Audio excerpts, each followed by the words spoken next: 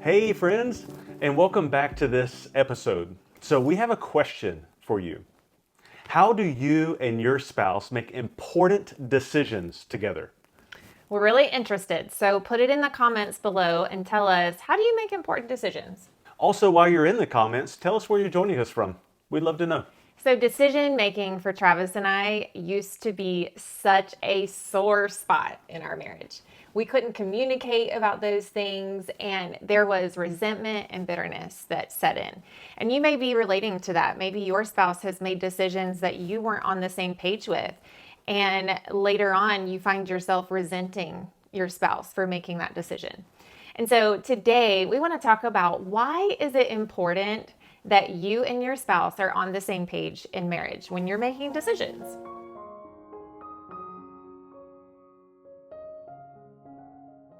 So one of the reasons it's important that we're on the same page is the enemy wants to divide us. I know he wants to divide us in our marriage and our relationship. He wants to divide and destroy families in general and marriages in general. Yeah, I mean, what a great opportunity for the enemy to come in and just create more division. And when it comes to making decisions, like Travis and I have a choice in how we're going to move forward in decision making so that the enemy can't come in and make us more divided. The Bible says the enemy wants to steal, kill, and destroy, which he does not want this relationship to work. Right. Also, it says in the Bible in Ephesians that we wrestle not against flesh and blood. Like, we are not the enemy to each other. You and your spouse are not the enemy, but there is a real enemy, and he wants to divide us. Yeah. So he's waiting for that opportunity for one of you to make a decision that the other spouse isn't in agreement in, because he can come right in. Yeah. So that's where the enemy comes in and creates invalidation and resentment and bitterness. And I am very familiar with those feelings from our past. Yeah. And so if we don't apply unity to our decision making, then ultimately our hearts close because of that resentment, and there's a loss of intimacy and a loss of connection in our marriage. Another reason unity is important is having harmony and being teammates on the same team together. Mm-hmm. Yeah, because if we're not on the same team, like we said, that gives the enemy an opportunity to build resentment and bitterness. And for me, and there may be some of you out there that will relate to this, that when we're not on the same team, I become on the opposite team. And if you make a decision without me, I no longer feel like teammates. So I become like, you're not going to control me. I'm going to do what I want to do. That when I want to make a decision, I won't include you in it either. Yeah. So it creates this really unhealthy cycle of like having double standards and even hypocrisy within the marriage. It is. And it's a complete disconnect of our hearts. It's becoming, well, I'm going to be selfish, and then you're going to be like, well, I'm going to be selfish too. Right. We're just going to be completely different teams, and we're not going to be in harmony, and we're just going to do our own thing. And that doesn't last. That's ineffective. Right. That's not healthy in any way. Right. And that would be what I want to ask you is, how's that working for you? Yeah. We have experience in that did not work for us. It only created more tension and division between us. It did. So here are some examples of some things that we did in our marriage in the past that I look back at that and I'm like, I can't believe we did stuff like that. Yeah, these are a few of ours. I'm sure you have your own decisions that you've made that you did not include your spouse. Yeah. So one of ours is I would go and purchase a car without even telling you. In fact, for me, the car would be for you, and I would not include her in that conversation. Wouldn't that be important? Right. It's a big decision. It's a big financial decision, and it impacts me. It does. Yeah, and I never felt comfortable to say, why did you do that without me? But it did create this, well, if you're going to spend that much money without talking to me about it, I can spend whatever I want. Yeah, I would purchase many things that was high value. I bought you a watch one time, and it was an expensive watch. And I didn't like it. Right. And I thought you would love this. I didn't include you in it. I bought jewelry one time, expensive jewelry. Yeah. You didn't like it. Yeah. And for some couples, the taste is different. You may like the things that your spouse gets you, and that is awesome. That just hasn't been our experience. Of our taste is different. And so I would want to be included in large purchases that impact me. Yeah. Yeah. If it's affecting the family as a whole, if it's affecting the spouse, and it should be a decision that is together. Right. Unity is really important. And that's what God would want for your marriage also. Another decision you may relate with is taking a job without sharing it with your spouse first. Another one could be inviting the in-laws to come live with you without including a spouse in that. Right. Or maybe it's health decisions that will impact your spouse and family. Or maybe your spouse brought home an animal that you didn't know they were going to bring home. Okay, I did that too. That is a great example. It affects the family. There's responsibilities that take place. There's all kinds of ripple effect that would have. And we hear that all the time, that one spouse goes to the store with their child, they pick out a pet, they bring it home, and the other spouse had no idea. Right. I was like, you brought a cat home. Oh. I don't recommend this How decision. long is the cat going to be here? Oh, it's ours forever. Oh, okay. This is awesome.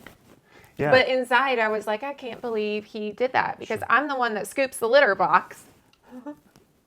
Yeah, it has an impact. Or it may just be any responsibilities that you are committing to outside your home, your family, and your marriage. That needs to be communicated with your spouse. I've heard of people going out and buying boats, buying motorcycles, buying ATVs, spending money on something that's going to have upkeep, that's going to have commitment to it. Hobbies, going out and doing hobbies without including the spouse. And this is something that's going to be a time commitment, a resource commitment for our family. Right. I'm going to go do this and not include you in it. Right. There's all kinds of decisions that you can make as an individual or as a family that if you don't include the other spouse, it can have negative effects, and it can divide the spouses, severing unity, severing harmony from the relationship. Yes. And wouldn't you want harmony, especially around decisions that are made that impact both you and your spouse? Yeah, it would make sense that I would come include you in the conversation around, hey, there's this cat that I want to bring in. Let's have a conversation about it. Especially if you know what you're committed to. And we are committed to communicating. Yeah.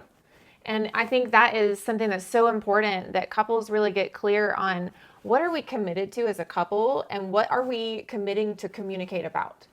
And one of the things we have done for our family is we communicate about financial we communicate about any financial purchases over a certain amount. So that may be something that you talk about with your spouse, but it needs to be something we are both committed and agreeing to. Like, we're not going to just bring home animals. Yeah, there was one point where we had this financial decision where we came together and we were spending a good bit of money. Both of us were spending a lot of money every month. And we came together and we're like, hey, we need to stop this. But we still want to spend money. So what is that amount? Right. And so we just came up with a certain amount. I think it was $100 at the time or something like that. That anything below that, it's fine. Just go spend it if you want to spend it. If you really need to spend that money, go spend it.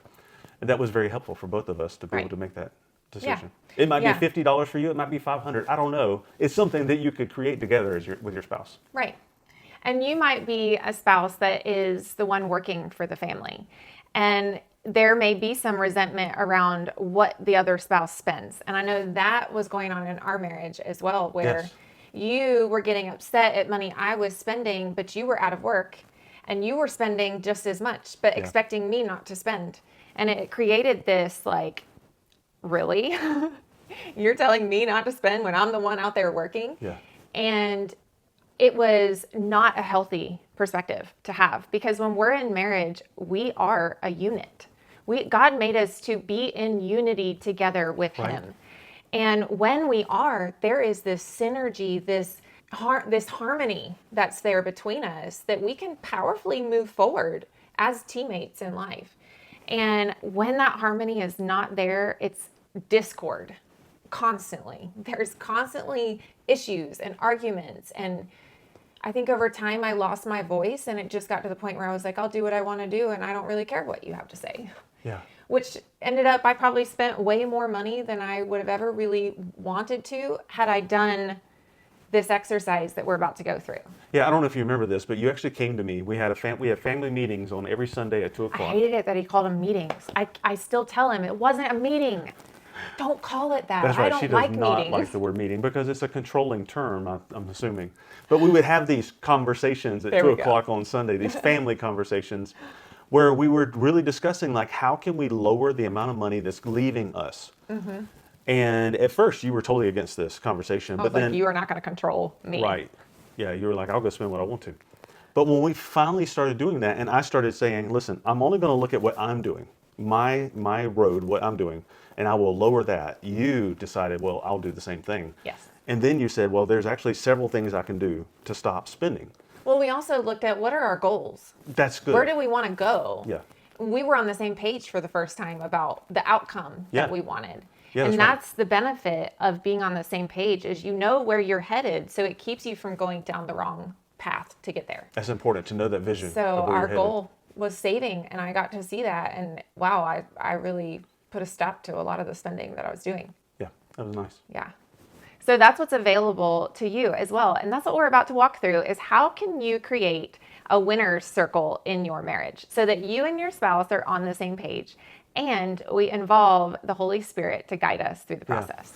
You're going to want to stick around for this part. It is amazing to be able to get back into harmony, back into unity in the marriage. And it's Yes. not that difficult. It's not. It really isn't. It really takes putting away the selfishness. I It think. does. It's just, that's really what it is. It's pride and selfishness is. that you want something whether your spouse agrees or not.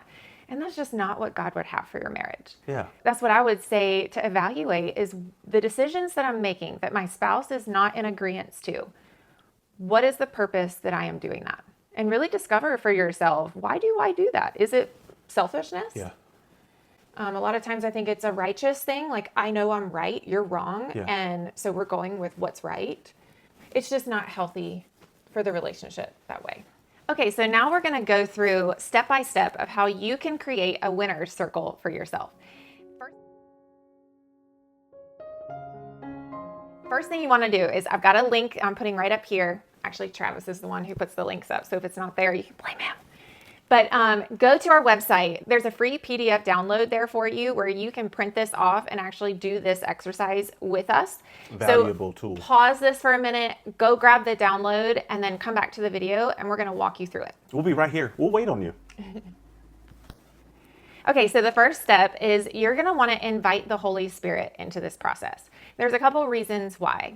First of all, we want to align our hearts with His will for our lives, That's right. right? Wouldn't we want what is best for us? And isn't He the only one who knows? Doesn't that make sense? Right. I would want something that's going to be a blessing to me and a blessing to Him. Right.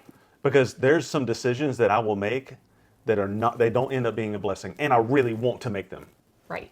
What is that quote about the things I own end up owning me? That's right. I've said that. I don't know exactly where it came from, but that's what I say often is the things I own end up owning me. Taxes and bills and upkeep and all the things of when I own something. Yeah. So it is a much better idea for us to invite the Holy Spirit into that process.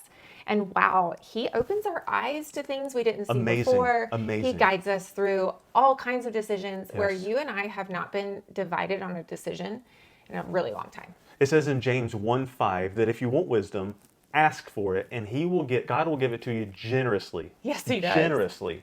Just ask. Yes. It happens. It does. So then step number 2 is you're going to brainstorm with your spouse. Now here is the tricky part, because in the brainstorming, if you say an idea and I'm like, that's a horrible idea. Oh, Guess man. what? I have no other ideas now. I feel so shut down. Yep, exactly. That's exactly what happens. It's happened to us. It will happen to you. And then I'm So- out like a little 2-year-old. Yeah, you pout, and so do I. So do I. You don't like my idea. I'll take my toys and leave. That's right. So here is the catcher. It's really important that every idea is written down. There is no such thing as a bad idea, because here's why. He might say something that I don't necessarily think is a good idea for this, but it might just spark me to think of another idea that might actually be the one that we both like. So all ideas down on the paper so that you can really see what's in front of you. There's a lot of things that happen when we take it from our brain, our thoughts, and put it on paper. It will clarify what is that I'm really wanting, what is I'm really thinking. But what I've noticed is it will lessen the value in my mind. I may really think, I want this so bad. But once I write it down, I'm like, it's not that big of a deal. Right. I really don't care about it. Right. Okay, so then after you have all of the things written down on the paper, you're going to want to go back and each individually look at this, really look at all the ideas. Let's just give an example that we are making a decision about Haven's school. Okay, so we want to make sure we're on the same page. Yeah. All the ideas are on the page. Now I'm going to look through the list and I'm going to think what would absolutely be not winning for me. And I'm going to cross those things off. And here's the catcher, because what we don't want you to hear is, well, I don't want him to have that garage, or I don't want him to have that car, so I'm going to mark that off. That's not what this is about. This is I'm really looking at how can we get to a win for both of us? And I'm going to be looking at, okay, what is the importance in our life? And even sometimes I might be able to see that this thing that we're deciding is a win for him. And that would be a win for me too, because it's not something that I really care about. You know, that happened to us when we were looking at a car, at the decision making around a car. And once we really got clarity, a bigger clarity around it, it was leasing a vehicle. Once we got bigger clarity around it, you were like, yeah, I really don't care about that anymore. And it was it's such a big deal until we got clarity. And you're like, yeah, it's not a big deal anymore. And so getting it on that paper is really important. And what you're talking about is marking off the things that is absolutely not a win for one of the spouses, right? But then not playing that game around, hey, I'm going to mark yours off because you marked mine off. That's a game we're not going to play, right?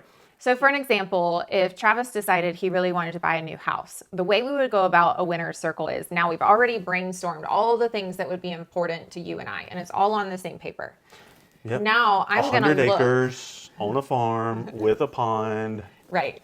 So I'm now looking over this list, and I'm going to look through what is really important for both of us to move forward. What would be a win for both of us, but also what would not be a win for me? Maybe something that wouldn't be a win for me is that we're kind of far distance away from the nearest city.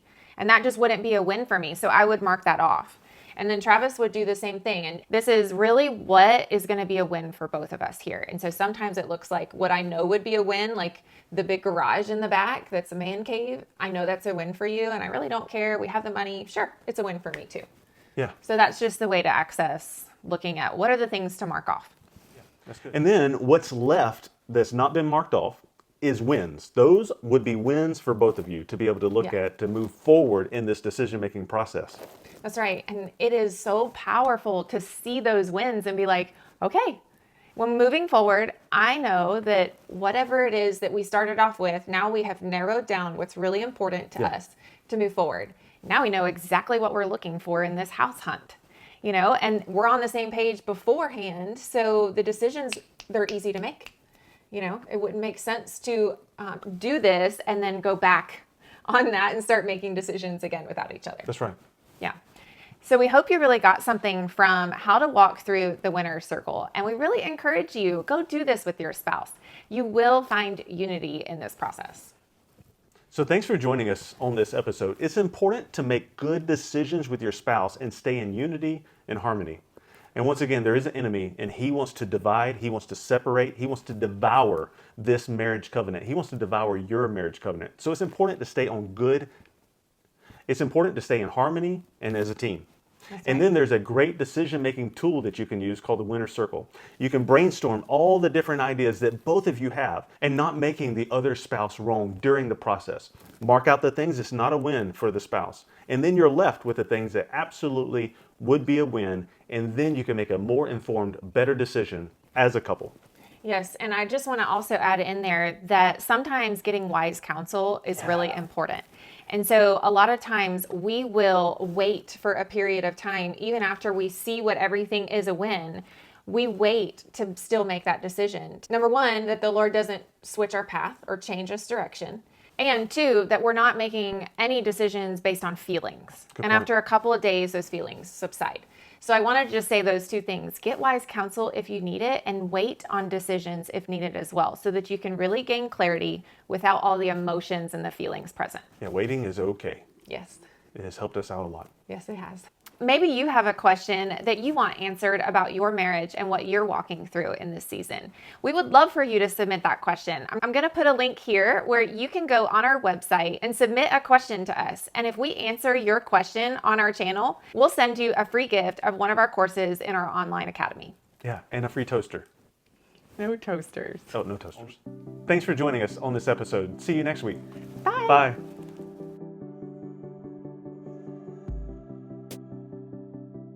It says in John 10:10, the enemy wants to steal, kill, and destroy. Is that the right verse? So the reason you don't want to open that door is I'm going to do a transition slide that says creating a winner's circle I like that. with a little do-do-do-do-do-do. I like that. My brain edits as we film. That's awesome. I think it's important. Yeah, helps it go way faster. Okay, so right now. Ah! What in the world? Sorry. Got me there. Sorry. My heart is racing now. My bad. It was right there. The flight was Yeah, right there, and I was sorry. like, I could get it. Yeah. Sorry. What? I'm making sure it's not gonna go up my nose. It has a whole house to fly Right. in. Why here? Why here? Your popcorn. You're gonna I'll just watch entertain you while I'm hunting. I can be your hero. If you're looking for more content from us, I'm gonna put the next best episode that you should watch right here in this link. So go ahead and click that link where you can learn more about marriage and how you can be a better spouse. Go click the link. Click the link.